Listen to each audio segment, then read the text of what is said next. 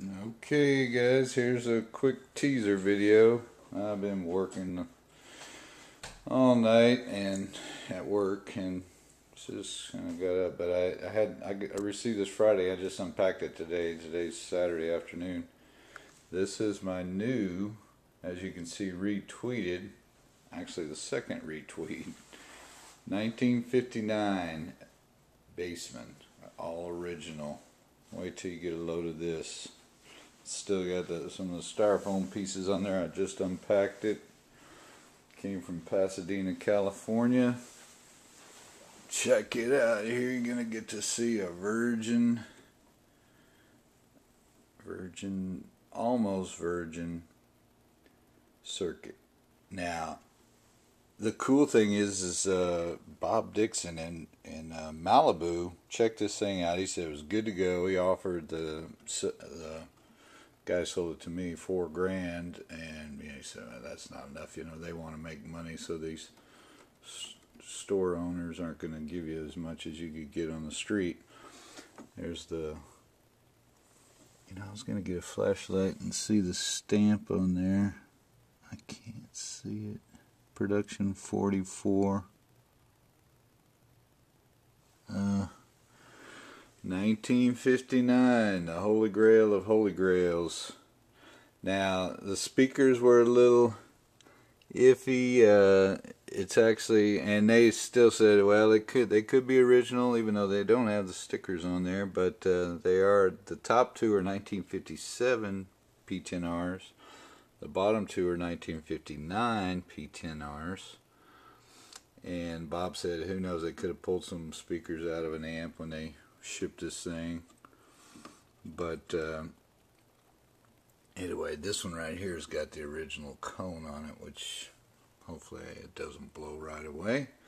But here you go. Oh, Bob Dixon added this really cool looking 3-prong gray cord. It almost looks like the original cord. And he's got it grounded up there in the corner. All original. Still has the original caps. The pain in that is I'm going to spend $50–60 to recap this thing, but the good thing is I know it hasn't been messed with much. It sounds like the Astrons are in good shape. I wouldn't have bought it if there's no way to really check them. He said you can tell by if there's scratchiness in the volume pots when you turn them. And sometimes you think, oh, the pot's worn out, but it's actually those first two Astrons leaking DC voltage onto the volume pots, and that's a kind of a good way to check to see if it's got leaky. If you got a lot of scratchiness in these things, it could indicate that it's not scratchy at all. So I was glad to hear that. I have a feeling they're probably in pretty good shape. Sat in his closet for 9 years, and then it sat in somebody else's closet for 20 years, it sounds like. You can see the chart is almost perfect. There's that good old lightweight pine cabinet, which you can't duplicate anymore. He said when he bought it, it had a really bad re-tweed on it, and the handle was in the wrong spot. And it did have casters on it. I haven't even looked at the bottom. Let's look at the bottom. Oh, and the bottom looks great. So, there you go. Fucking Marshall stack now with two 45-watt Bassman amps. But I'll get into it more. I just wanted to show you guys that it arrived safely. And we'll get into maybe doing adding a bias pot.